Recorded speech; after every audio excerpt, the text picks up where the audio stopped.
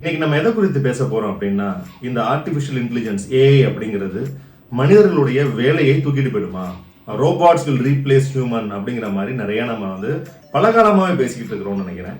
இந்த மனிதர்களுடைய வேலையை ஆர்டிஃபிஷியல் இன்டெலிஜென்ஸ் குறைத்து விடுமா அல்லது அதை இல்லாமல் செய்து விடுமா அப்படிங்கிறத பற்றி இன்னைக்கு நம்ம விரிவாக பார்க்க போறோம். தொடர்ச்சியா பாருங்க.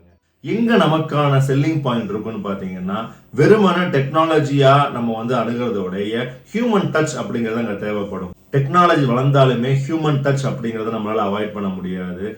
ஹோட்டல்ல போயிட்டு நமக்கு சோறு வைக்கிறது ஒரு மனிதர் வச்சாதான் நல்லா இருக்கும், ரோபோட் வச்சா நல்லா இருக்குமா? நம்ம நல்லா இருக்காது. அதே மாதிரி உங்களுக்கு ஷேவிங் பண்ண நீங்க போறீங்க அப்படின்னா, ஒரு மனிதர் ஷேவ் பண்ணாதான் உங்களால நீங்க தலையை கொடுப்பீங்க.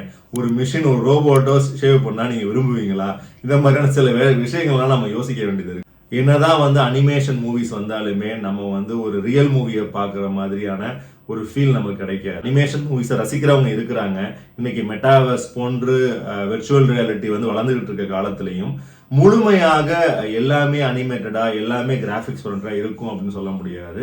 ஸ்டில் ஹியூமன், நம்ம மனிதர்களுடைய முகத்தை பார்ப்பதுக்கு விரும்புவோம் அப்படிங்கிறத நம்ம பார்க்கணும். கொரோனா காலத்துல நம்ம வெர்ச்சுவல் மீட்டிங்ஸ் சொல்லிட்டு ஒர்க் ஃப்ரம் ஹோம்னு ரொம்ப கிட்டத்தட்ட ஒரு 2 ஆண்டு காலமாக வீட்டுல இருந்து வேலை பார்த்துட்டு ஆபீஸ் போகணும் அப்படின்னு நம்ம யோசிக்கும் போது, அப்பாடா அப்படின்னு நம்மளுடைய நண்பர்களை பார்ப்பதற்கோ, நம்மளுடைய அலுவலகத்துல நம்மளோட வேலை பார்க்குறவங்க பார்க்கறத விரும்புகிறோம் இல்லையா? இதுதான் விஷயம். ஆக்சுவலி வெர்ச்சுவல் அப்படிங்கிற விஷயங்கள் தவிர்க்க முடியாம இருந்தாலுமே ஹியூமனுக்கான ஒரு சில வேல்யூஸ் இருக்கு. அதை நம்ம முற்றிலுமாக புறக்கணிக்க முடியாது. இதோட சேர்ந்து இன்னொரு சில விஷயங்களை பார்க்கலாம். இன்னைக்கு ஆட்டோமேஷன் நம்ம சொல்றோமே ஒழிய மிகப்பெரிய அளவுல ஆட்டோமேஷன் நடக்கவே இல்லை. இன்னைக்கு ஏஐன்னு சொல்லப்படுற ஆர்பிஏ அப்படிங்கிற ரொபாட்டிக்ஸ் ப்ராசஸ் ஆட்டோமேஷன் என்ன மாதிரியான வேலைகளை பார்க்குதுன்னு சொன்னீங்கன்னா, ரொம்ப எளிமையான வேலைகளை தான் ஆட்டோமேட் பண்ண முடியுது. அதாவது ஒரு எக்ஸல் ஷீட்ல இருந்து காப்பி பண்ணி ஒரு ஹியூமனை மிமிக் பண்றது, ஒரு ஹியூமன் மாதிரியே அந்த வேலையை செய்ய வைக்கிற மாதிரியான அளவுக்கு தான் நம்ம பண்ணிருக்கிறோம். இன்னும் மனிதர்கள் மாதிரியே சிந்திக்கிற, மனிதர்கள் மாதிரியே யோசிக்கிற, டிசிஷன் எடுக்கிற லெவலுக்கெல்லாம் இன்னும் நம்ம வளர்றதுக்கு இன்னும் நிறைய காலம் இருக்கு. ஏஐ அப்படிங்கிறது ஒரு வளர்ற குழந்தை தான். Machine learning, artificial intelligence, deep learning அப்படிங்கிறதுலாம் வளர்ந்துகிட்டு இருக்க ஒரு ஃபீல்டு தான். அது இன்னும் மெச்சூர் ஆகிறதுக்கு காலம் இருக்கும். நம்ம எப்படி அடாப்ட் பண்ணிக்கணும்னு நம்ம யோசிக்கணும். அதுதான் இந்த காணொலியோட நோக்கமும் கூட. இன்னொன்னு, இந்த மிஷின் லேர்னிங், ஆர்டிஃபிஷியல் இன்டெலிஜென்ஸ்லாம் வரும்போது பேரலா இன்னொரு விஷயமும் பேசப்பட்டுட்டே இருக்கு. என்ன அப்படின்னா, இந்த டேட்டாவால நடக்கிற பயாஸ், அதாவது மிஷின்களே எல்லாம் பார்த்துட்டு இருக்கு அப்படின்னா ஹியூமனுக்கு என்ன வேல்யூங்கிற ஒரு கேள்வியை துறை சார்ந்தவர்களும் பேசிக்கிட்டு தான் இருக்கிறாங்க. அந்த டேட்டாங்கிறது மனிதர்களால் கொடுக்கப்பட்ட ஒரு விஷயம் தான் இல்லையா? ஏற்கனவே அமெரிக்கா போன்ற நாடுகள்ல இதை குறித்து வலுவா பேசிக்கிட்டு இருக்கிறாங்க. டேட்டா ஃபெமினிசம் அப்படிங்கிற ஒரு புத்தகமே வந்திருக்கு. நான் சமீபத்தில் வாசிச்சு பார்த்த புத்தகம் அது, நல்ல புத்தகம் அது. அதுலலாம் என்ன சொல்றாங்க அப்படின்னா, இந்த டேட்டா அப்படிங்கறது ஃபீட் பண்ணி இத்தனை ஆண்டு காலமாக அந்த சமூகத்துல இருக்கிற ஆதிக்க சமூகம், ஒடுக்கப்பட்ட சமூகம்னு இருக்கிற எல்லாமே அந்த டேட்டாக்குள்ள இருக்கு. அதை நம்ம ப்ரொஜெக்ட் பண்ணி பார்க்கும்போது மிஷினும் என்ன பண்ணுதுன்னா மனிதர்கள் போன்றே அது ரியாக்ட் பண்ணுது. அதாவது ஒரு சில வேலைகளுக்கு பெண்கள் தகுதி இல்லை அப்படிங்கிறது டேட்டா காமிக்குது. கிரைம் ரேட்ஸ் பத்தி பேசும்போது கருப்பின மக்கள் தான் கிரைம் ரேட்ஸ் அதிகமா இருக்கு அப்படிங்கிற மாதிரி காமிக்குது. இதெல்லாம் ஏன் அப்படின்னு பாத்தீங்கன்னா, பின்னாடி இருக்கிற டேட்டாவும் மனிதர்களால செய்யப்பட்ட ஒரு விஷயம் தானே.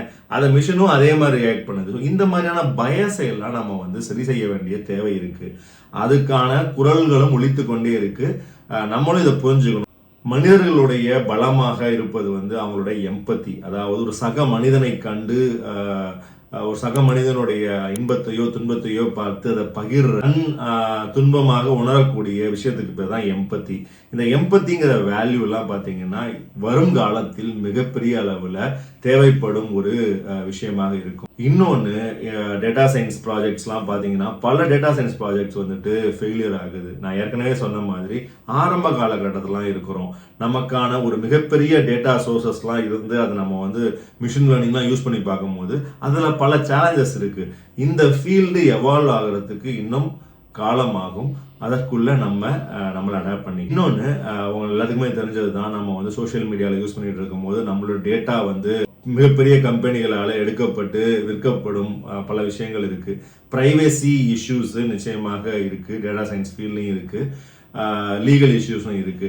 இது எல்லாமே கடந்துதான் நம்ம வந்தாகணும். ஸோ இது எல்லாமே ஆர்டிஃபிஷியல் இன்டெலிஜென்ஸ் மூலமாக ஒரு டெக்னாலஜி வளரும் போது ஃபேஸ் பண்ணக்கூடிய சேலஞ்சஸ் இதையுமே நம்ம வந்து அட்ரஸ் பண்ண வேண்டிய தேவை இண்டஸ்ட்ரிக்கு இருக்கு. Right brain versus left brain சொல்லுவாங்க. அதாவது லெஃப்ட் பிரெயின் அப்படிங்கிறது வந்து அனலிட்டிக்கலா, லாஜிக்கலா, ஒரு நியூமரிக்கலா திங்க் பண்ணக்கூடியது. ரைட் பிரெயின் அப்படிங்கிறது தான் உங்களுக்கு கைண்ட்னஸ், எம்பத்தி, கிரியேட்டிவிட்டி, அதெல்லாம் ரைட் பிரெயினுடைய வேலைகள். மனிதர்களுடைய வேலை வாய்ப்புகள் ரைட் பிரெயின் ஓரியன்ட் பீப்புளுக்கு நல்லா இருக்கும் அப்படிங்கிறது வந்து ஆராய்ச்சியாளர்கள் பல காலமாக சொல்லிட்டு வர ஒரு விஷயம். ஒரு பக்கம் நம்ம லாஜிக்கலா, அனலிட்டிக்கலா, மேத்தமேட்டிக்கலா யோசிக்கிறது வந்து தேவைதான், அதுவும் முக்கியமானது. அதே நேரத்தில் மனிதர்களுக்கு மட்டுமே உரித்தான எம்பத்தி, கைண்ட்னஸ், கிரியேட்டிவிட்டி, இந்த மாதிரியான விஷயங்கள் எல்லாமே இன்னும் நம்மளை வந்து மேம்படுத்தக்கூடியதாக இருக்கும். நம்ம ஃபோக்கஸ் பண்ண வேண்டியது என்னன்னா, மிஷின்களால் செய்ய முடியாத வேலைகள் அப்படின்னு இருக்கும் இல்லையா, அது கூட வேணாம், மனிதர்களால் மட்டுமே செய்யக்கூடிய விஷயங்கள் இருக்கும் இல்லையா, அந்த ஏரியாவில் நம்ம ஃபோக்கஸ் பண்ணி வேலை பார்க்கணும் அப்படிங்கிறது தான் முக்கியமானது. இன்னும் வெளிப்படையாக சொல்லணும்னா, என்னுடைய ஒரு சாய்ஸ் பார்த்தீங்கன்னா, ஒரு பக்கம் டேட்டா சயின்ஸ் ஃபீல்டை பற்றி நான் படிச்சுட்டு இருக்கும் போது, இன்னொரு பக்கம் வந்து சோஷியல் டேட்டா சயின்ஸ் அப்படிங்கிற ஒரு ஃபீல்டை பற்றி நான் பார்த்துட்டு இருக்கிறேன். சோஷியல் டேட்டா சயின்ஸ்னா என்னன்னு பார்த்தீங்கன்னா, ஆந்த்ரோபாலஜி, சைக்காலஜி, சோஷியாலஜி, இந்த மாதிரியான ஃபீல்டு. இந்த ஃபீல்டுக்குள்ள இந்த டேட்டா சயின்ஸுங்கிறது எப்படி மெர்ஜ் ஆக போகுது அப்படிங்கிறத நான் பார்க்கணும்னு நினைச்சேன். அது இந்த ஃபீல்டு ஆக்சுவலி ஆல்ரெடி இருக்கு. ஆக்ஸ்ஃபோர்டில் வந்து தனியாக ஒரு கோர்ஸே வச்சிருக்கிறாங்க, சோஷியல் டேட்டா சயின்ஸ் சொல்லிட்டு.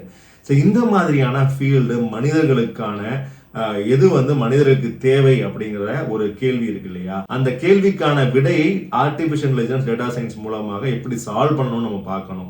இன்னும் சொல்ல போனா, கேன்சர் மாதிரியான ஒரு கொடும் நோயை எப்படி டேட்டா சயின்ஸ், ஆர்டிஃபிஷியல் இன்டெலிஜென்ஸ் மூலமாக சரி செய்ய முடியும் அப்படின்னு நம்ம பார்க்கலாம். நமக்கான கேள்விகள் நிறைய இருக்கு, நமக்கான பிரச்சனைகள் நிறைய இருக்கு. ஒரு பக்கம் ஆர்டிஃபிஷியல் இன்டெலிஜென்ஸை பற்றி பேசிகிட்டு இருக்கும் போது தான் இன்னொரு பக்கம் மனித மலத்தை மனிதனே அள்ளும் அவலமும் நடந்துகிட்டு இருக்கு. இம்மாதிரியான வேலைகளை மிஷின்களை கொண்டு, டெக்னாலஜியை கொண்டு ரீப்ளேஸ் பண்ணணும் அப்படிங்கிறதும் முக்கியமானது. டெக்னாலஜி அப்படிங்கிறத அதுக்கு எப்படி யூஸ் பண்ணி நம்ம முன்னேறணும் அப்படிங்கிறத பார்த்தா நமக்கான வேலை வாய்ப்புகளும் இருக்கும் அப்படிங்கிறத நீங்கள் புரிஞ்சுக்கலாம். ஆகவே டெக்னாலஜியை பார்த்து பயப்பட வேணாம். ஆர்டிஃபிஷியல் இன்டெலிஜென்ஸ் உங்களுடைய வேலையை தூக்கிட்டு போகுமா, தூக்கிட்டு போகாதா அப்படிங்கிறத பற்றி பெரிய கவலை எல்லாம் தேவையில்லை. டெக்னாலஜிக்கு எப்படி நம்ம அடாப்ட் ஆகிக்கணும் அப்படிங்கிறத நம்ம புரிஞ்சுக்கிட்டு, அதுக்கேற்ற மாதிரி நம்மளை அப்ஸ்கில் பண்ணிக்கிட்டு, அதுக்கேற்ற மாதிரி படிச்சுக்கிட்டு நம்மளை பார்த்துக்கிறது வந்து பெட்டரான ஒரு விஷயமாக இருக்கும். மனிதர்கள் நல்வாழ்வு வாழ என்ன மாதிரியான விஷயங்கள் தேவை அப்படிங்கிற கேள்விகள் தான் முக்கியமானது. கேள்வி கேட்டுக்கிட்டே இருப்போம், அதற்கான பதில்களை டெக்னாலஜியும் சொல்லும், நாமும் தேடி செல்வோம். இன்னொரு காணொலியில் சந்திக்கலாம். நன்றி, வணக்கம்.